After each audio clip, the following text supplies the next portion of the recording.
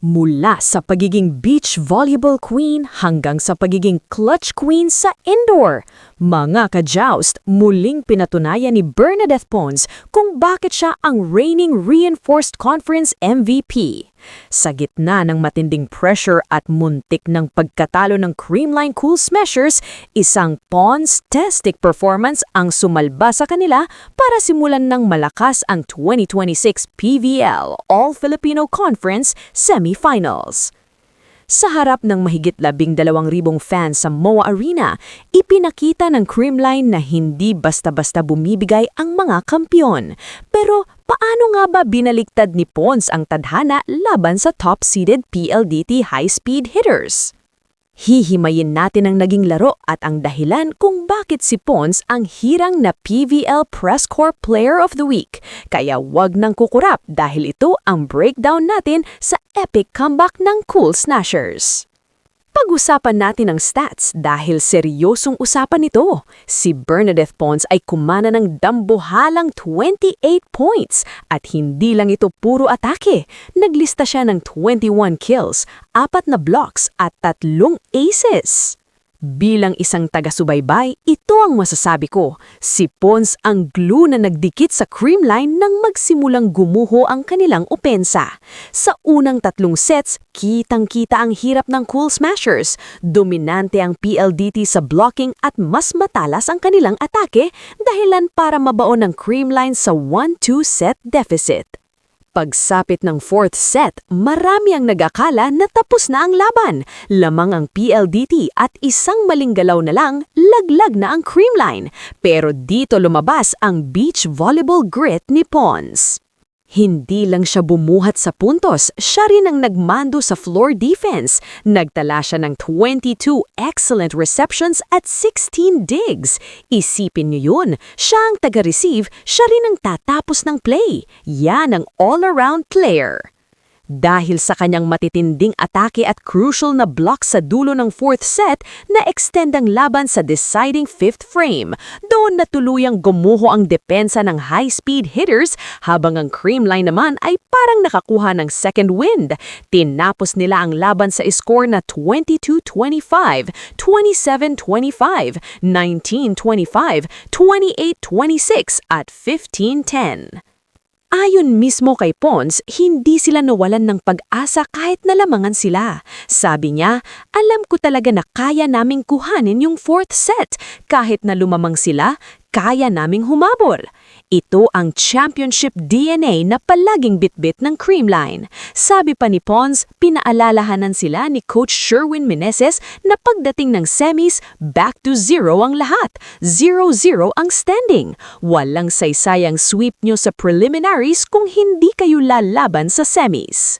Matatandaan na galing si Pons sa isang minor injury at hindi nakalaro sa dulo ng preliminary round, pero bumalik siya ng mas gutom sa panalo.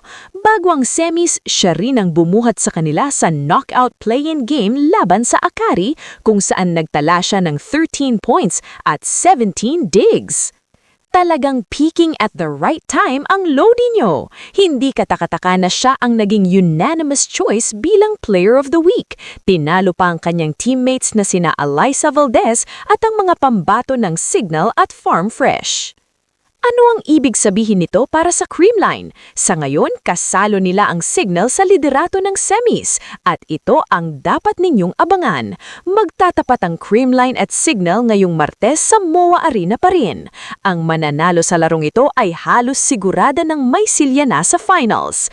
Ang tanong, kakayanin ba ng Signal na pigilan ang momentum ni Pons o tuluyan na itong magtutuloy-tuloy hanggang sa makuha ng Creamline ang isa na namang korona? Para sa akin, kung mananatiling ganito ka-solid ang floor defense ni Pons at muling mag-step up ang support cast gaya ni Valdez at ang kanilang middle blockers, napakahirap talunin ng Creamline sa isang best-of-5 series. Kayo mga ka-joust, ano ang masasabi niyo sa 28-point performance ni Bernadette Pons? Karapat-dapat ba siya sa Player of the Week? I-comment niyo na yan sa ibaba at pag-usapan natin. Huwag kalimutang i-like ang video ito, mag-subscribe at i-click ang notification bell para laging updated sa pinaka-latest na balita at analysis sa mundo ng PVL. Hanggang sa muli, ito ang inyong sports reporter, laging handang maghatid ng bakbakan sa court. Saludo sa pusong palaban. Get one scoop. Kulay. Ano na protein? Ikaw na ba? Ay, dalawa ko. Ay, ayaw. Hindi pa. Si Ate Mas, naibo na naman ako. Diba ni G? Kaso na ito, sabi ko siya. I can't. Dito na. Your mom. Your mom. Mom. Let's go, mom. Mom. Ate Mar. Ate Maran. Ikaw bumili niya eh. I already had one. Make it two, Vani. For the gram. For jersey number daw. Vlogger? Oh, follow nyo lang ito ha. Tiara, follow nyo. Tiara, yung ano naman, yung hindi labag sa loob mo. Hindi nga. Oh, okay. Hi everyone. Oh, follow nyo daw siya. Si Buding. Ayan, Ara My Loves ko yan. Ako talaga yung jowa ni Ate Ara My Loves. Pang baby. Pang baby yung ano, yung sa kamay.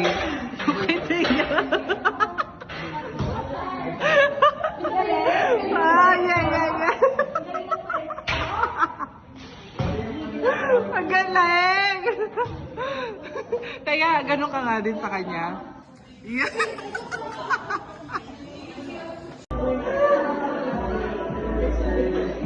Ayos mo ka, Ari.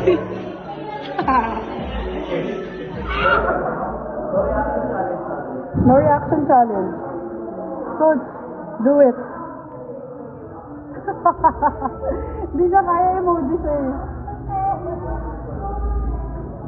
Buddy, anong purpose ng ganyan mo? Wala na yan. Agay! Ayun o!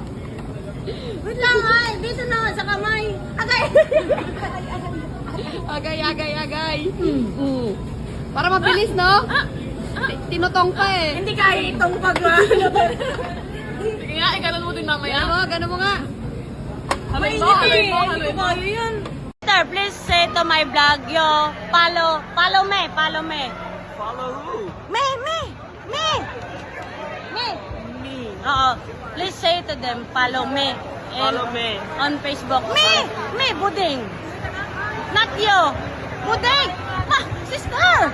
Follow Buding on Facebook. Thank you.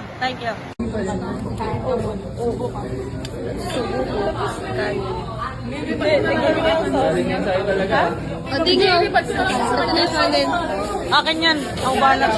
Kaya mo yan. Kaya yan.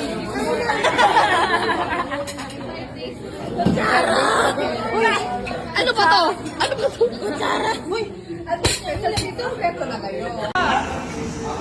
Tama ba to? Ganon?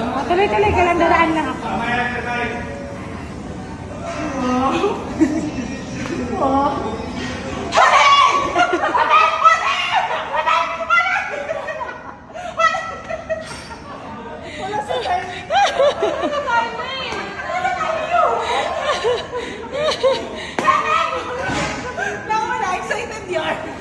Pili ko.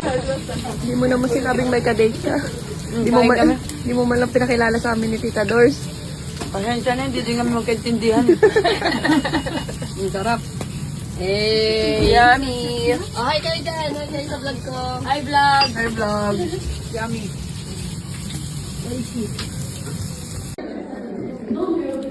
Yung marunong kinamay. Yung marunong. Okay lang yan. Basta mabusog ka. Ano? Sarap. Gutom ka, gutom? Perfect. So refreshing. Refreshing.